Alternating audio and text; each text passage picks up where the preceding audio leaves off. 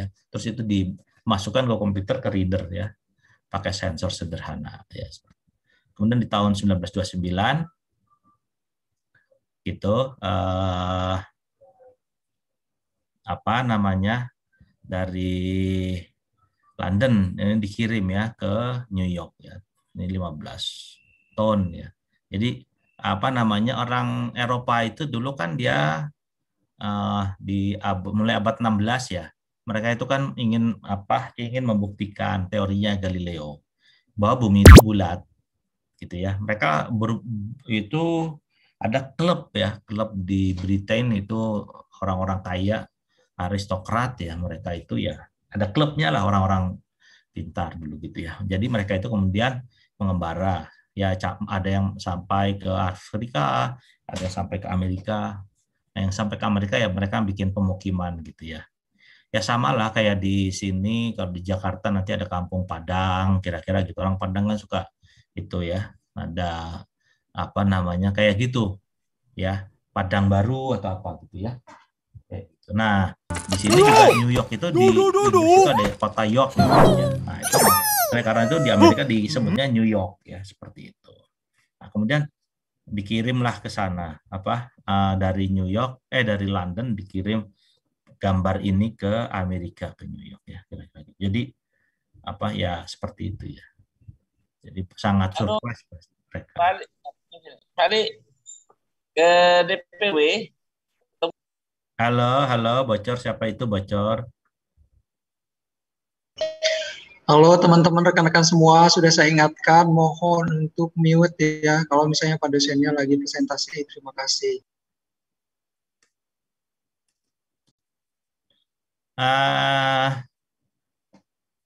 Ini gambar tentang apa namanya, foto yang diambil, foto permukaan bulan ya, yang diambil dari satelit Amerika, Ranger spacecraft ya, pesawat angkasa luar ya. Ya, seperti itu. Jadi ini ya di tahun 60-an ya, seperti itu. Kemudian ini berikutnya ya, ini sekedar pengetahuan saja ya. Jadi energi source dari image itu banyak sumber energinya ya. Kan kita apa sih energi gitu kan ya. Jadi kalau kita lihat di sini, saya ingin ambil yang di tengah ini, kelihatan ya. Ada yang visible ini. Nah, visible ini itulah yang kemudian kita lihat sehari-hari, kita potret, cepret, terus kita lihat. Itu sumbernya dari sinar matahari atau ini sinar lampu dan lain sebagainya ya. Kemudian ini panjang gelombangnya ini ya. Oh, ini energi dari satu fotonnya sebesar ini ya. Jadi sebesar ini. Kemudian semakin ke sini energinya semakin besar. Ya, semakin ke kiri energinya semakin besar. Kalau energinya semakin besar, dia bisa menembus ya. Makanya kalau kita mau motret tulang kita atau mau motret paru-paru kita, dokter itu pakainya X-ray ya. Bukan sinar biasa. Kalau sinar visible nggak akan tembus. Coba aja kalau nggak percaya ya, potret jantung teman kalian pakai HP, ya, pasti nggak akan dapet ya. Nah, harus pakai sinar X ya, X-ray, ronsen kalau bahasa ininya ya, bahasa sehari-hari kita ya, seperti itu. Ini energinya tinggi, makanya dia bisa menembus ya. Nah, semakin ke kiri dia semakin tinggi energinya. Nah, semakin ke kanan energinya semakin kecil ya. Energinya semakin kecil. Seperti itu. Nah, yang bisa kita lihat yang di sini ya. Seperti itu. Nah, kemudian kalau kita lihat ini untuk image ya. Sementara kalau bagi secara umum sumber energi yang utama itu adalah gelombang elektromagnetik ya. Nah, itu yang kemudian dipakai di sini nih. Ada dipakai untuk microwave, untuk komunikasi nih biasanya nih. Ini radio wave untuk komunikasi ya. Nah, semakin ke kanan frekuensinya semakin tinggi. Kalau frekuensi semakin tinggi, maka ya jumlah data yang bisa dikirim akan semakin banyak ya. Seperti itu. Kemudian selanjutnya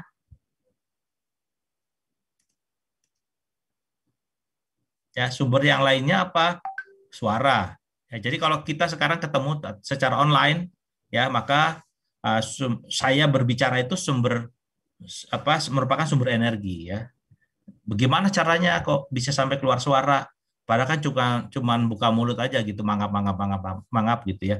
Tapi ketika kita manusia berbicara, dia menghembuskan napas, kemudian membuat getaran pada pita suara.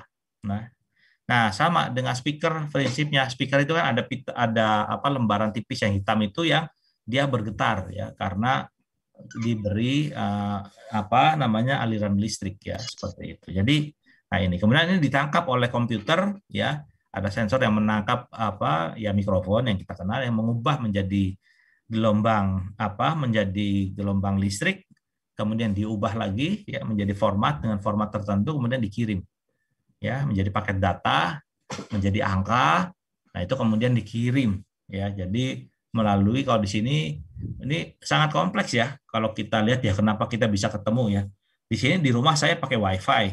Dari mulut saya ngomong lewat udara diterima oleh mic ya, kemudian dari mic diubah lagi menjadi format ya yang bisa diubah yang format data ya, jadi dari suara energi suara bunyi diubah menjadi data, dari data dikirim lagi melalui udara diterima oleh WiFi ya akses point saya, baru kemudian dikonversi ya sehingga dia bisa dikirimkan melalui fiber optik karena saya pakai IndiHome di rumah ya, kemudian diterima lagi oleh kalian di sana ya, dikirim ya. Jadi dan itu prosesnya sangat cepat ya. Kenapa sangat cepat? Buktinya apa ya, hampir kita itu real time ya, nggak terasa perbedaannya seperti itu. Nah, ini contohnya ya. Kalau dari energi luar ya seperti begini nih. Bisa ada radioaktif ya. Ini pakai ronsen dan lain sebagainya, atau dari internal. Kalau dari internal itu ya bintang ya. Jadi bintang ya sinar yang kita lihat ya, yang kita lihat di malam hari itu sebetulnya adalah masa lalu. Kenapa itu masa lalu yang kita lihat? Karena bintang itu jaraknya jutaan tahun cahaya. Jadi dia itu berpendarnya sekian juta tahun yang lalu baru sampai ke kita, ya, ke mata kita. Jadi bayangkan betapa luar biasa besarnya alam semesta itu, gitu ya. Jadi gitu. Jadi matahari itu adalah salah satu bintang di dalam gugus alam semesta, gitu ya. Jadi sangat kecil, nanti ada kumpulan bintang-bintang jadi galaksi, ya galaksi. Jadi kayak armada lah gitu, armada kapal perang ya, misalnya itu gugusan ya. Dan itu galaksi ada banyak di alam semesta ini. Jadi dan manusia ya matahari jauh lebih besar daripada bumi ya, dan bumi kita hanya nempel di bumi aja di permukaan bumi itu kita melihat masa lalu ya, cahaya yang dipendarkan oleh bintang. Jadi manusia itu nempel di kayak pasir di gurun pasir di atas batu kecil terus ada nempel gitu. Sebesar virus COVID kira-kira gitu ya kita itu bagi alam semesta. Dan ternyata itu makroskopis secara besar. Kemudian mikroskopisnya ke dalam ya itu sampai virus ya. Virus itu ukurannya mikro ya, mikrometer, dan ngelihatnya harus pakai alat bantu mikroskop. Jadi seperti itu. Jadi manusia itu melihat yang besar tadi sampai bulan sana, sampai kemudian melihat yang jauh kecil sampai virus pun ingin dilihat bentuknya seperti apa. Ya, makanya kemudian tahu ya kenapa dinamakan corona, kan corona artinya crown ya, mahkota, karena dia bentuknya dia punya tanduk-tanduk yang menjadi mahkota dia. Nah, itu yang kemudian nempel. Jadi nempel kemudian kalau ketemu pas gitu sama zat tertentu di tubuh makhluk hidup, terus dia bisa berkembang biak. Ya, tapi kalau dia nggak nempel, itu dia nggak bisa berkembang biak ya, dia diam aja di situ. Dilapisi oleh protein ya, glikoprotein namanya ya. Nah, itu yang melindungi, itu lapisan lemak ya, itu yang melindungi intinya ya. Nah, nanti kemudian dia membelah diri ya, seperti amuba kira-kira begitu. Nah, ini itu kembali ke laptop ya. Kemudian ini contoh-contoh yang lain ya, X-ray banyak sekali ya. Ada X-ray, ada angiogram untuk melihat ya pembuluh darah. Kemudian ini pakai MRI untuk melihat ya di slice ya otak manusia ya biasanya dipakai untuk pengobatan tumor atau kalau ada penyumbatan dan lain-lain. Ini ultraviolet ya. Jadi contoh-contoh gambar dari ultraviolet ya. Ini visible light ya dari yang infrared ya. Ini gambar kolesterol dan lain-lainnya ya seperti itu. Nah, panjang gelombang ya tadi saya ceritakan ada frekuensi, ada panjang gelombang. Jadi panjang gelombang itu T ya. Jadi kalau frekuensi F hubungannya Hubungannya terbalik. Jadi semakin tinggi frekuensinya maka panjang gelombangnya semakin pendek. Ya, semakin pendek, semakin rendah frekuensinya maka panjang gelombangnya semakin tinggi ya kira-kira gitu. Nah ini panjang gelombang nih wavelength-nya, ya, sekian mikrometer dan seterusnya ya. Dan karakteristiknya apa di kanan ini ya di karakteristik dan penggunaannya ya. Jadi misalnya manusia itu kirim satelit ke luar angkasa kemudian dipasangin sensor ya. Sensor yang bisa biasanya ada 7 nih jadi sensornya. Satu dia menangkap cahaya biru yang bisa dilihat. Kemudian cahaya hijau, cahaya merah, kemudian ada infrared dekat, infrared menengah, thermal infrared dan middle. Oh ini kok middle infrared, ini far ya harusnya. Salah ini ya, far infrared ya. Seperti itu. Nah ini dipakai untuk berbagai kepentingan.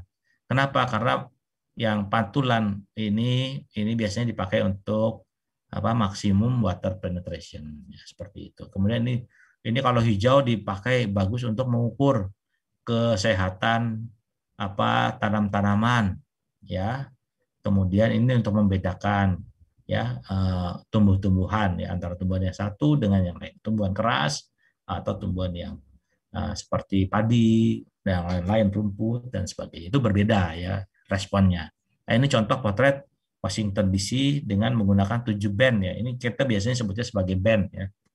Bukan kotak, bukan coklat ya, tapi ini band di image processing.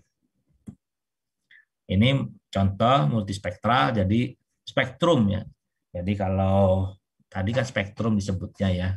Yang tadi ini panjang gelombang ini adalah spektrum ya. Nah, ini kalau ini dari spektrum yang visible, ini spektrum yang visible green. Nah, kalau multispektral maksudnya? Jadi gabungan dari ketiga ini ya. Dia digabung jadi pankromatik ya, seperti ini. Gambarnya hitam putih. Ya. Nah, ini contoh ya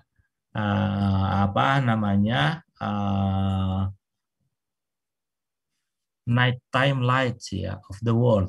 Jadi bumi dipotret dari angkasa luar di malam hari ya. Ini fotonya ya. Ini petanya. Ada yang tahu ini daerah mana?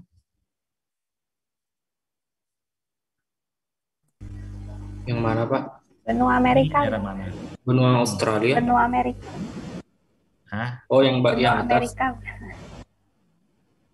Ya, benua Amerika, Pak. Ya, benua Amerika. Ya, yang atas ini Amerika Serikat, Amerika Utara ya, yang bawah ini Amerika Latin, Amerika Selatan. Ada Brazil, Ekuador dan yang lain-lain. Kemudian ini fotonya malam hari. Ini bisa apa bedanya? Bahwa di Amerika itu kehidupan di malam hari banyak lampu, banyak cahaya yang terpotret oleh satelit ya. Sedangkan di Afrika itu hanya sekitarnya saja. Nah, ya, di sekitarnya kecil-kecil. Ini ada juga yang gelap di Amerika, di atas ini gelap ya. Tapi banyak sekali yang terang, terutama di area pesisir ya. Sedangkan di sini mungkin berarti di sini kemungkinan besar adalah kawasan hutan ya. Dan tapi kalau kita lihat, kalau kita coba bandingkan antara di sini yang daerah pesisir ya, mengapa image processing menarik ya? Kalau kita bisa membandingkan nih antara daerah pesisir sini dengan daerah sini, ini lebih terang yang di daerah pesisir yang di Amerika Utara. Ini sedikit banyak menggambarkan konsumsi energi ya. Artinya mereka menyalakan lampu sangat banyak ya, sehingga sangat terang di malam hari bahkan ketika dipotret oleh satelit ya. Sementara di sini mungkin ada lampu tapi tidak begitu banyak. Ini menggambarkan bahwa ini merata, ada orang merata, kehidupan malamnya merata dibandingkan dengan di sini. Sehingga ini menggambarkan juga tingkat kesejahteraan. Ya, seperti itu. Jadi di situ kita bisa luas ya aplikasinya. Itu contohnya ya. Ini sama kalau di dunia seperti itu ya. Seperti ini ya. Ini perbandingannya seluruh dunia nih kayak gini ya. Ini petanya Indonesia. Di mana Indonesia? Di sini agak gelap ini ya. Kira-kira gitu.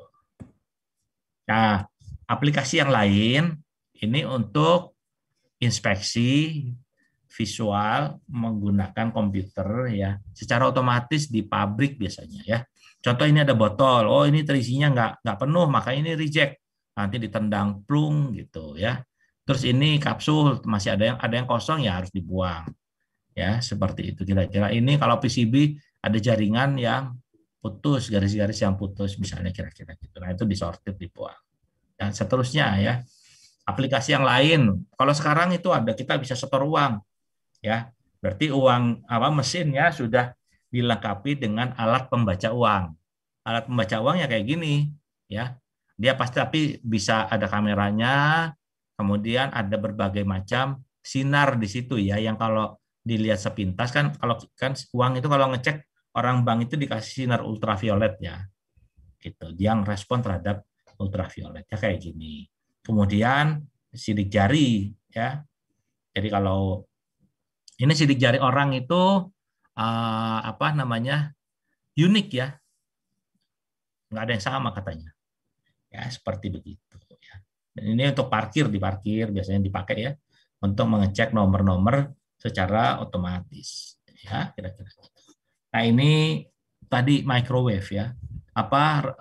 Satelit juga dia mengirimkan gelombang ya ukuran mikro ya untuk memetakan bumi. Jadi keunggulannya tadi karena energinya banyak, energinya besar, dia bisa menembus awan ya sehingga nggak akan terganggu. Dan ini menunjukkan kemiringan ya, respon terhadap pantulan ya seperti itu.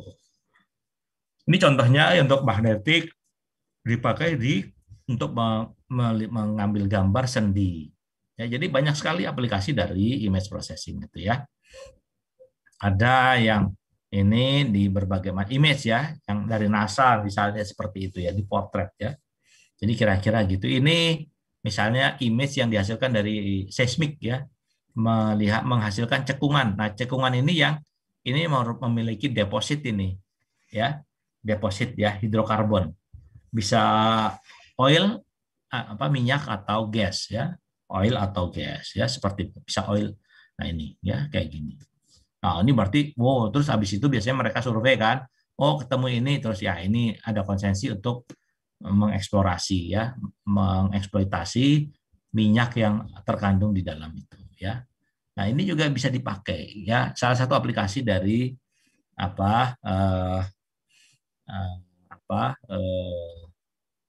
di kedokteran ya, ultrasound, USG ya, itu ditembakkan ke perut gini untuk melihat tadi ya, bisa melihat bayi, bisa melihat itu. Kalau sekarang sudah dikembangkan juga yang berwarna ya, USG yang berwarna seperti begitu. Nah ini contohnya mikroskop image ya, seperti itu. Ini gambar sintetis ya. Nah itu nanti kita membahas ini ya. Ya, ini ada chapternya ya. Ada chapter 1, mana dari chapter 1 itu pendahuluan, kemudian nanti chapter 2 berikutnya tentang akuisisi image, bagaimana mengambil image ya. Kemudian berikutnya chapter 3 dan 4 image enhancement, kemudian merestorasi image dan seterusnya. Mungkin nanti ya 3-4 kali ya membahas ini. Setelah itu mungkin kita akan membuat project ya. Projectnya mungkin perorangan saja ya, karena kan online ya susah ya. Jadi nanti ada project ya, ini tadi ya kemarin saya kasih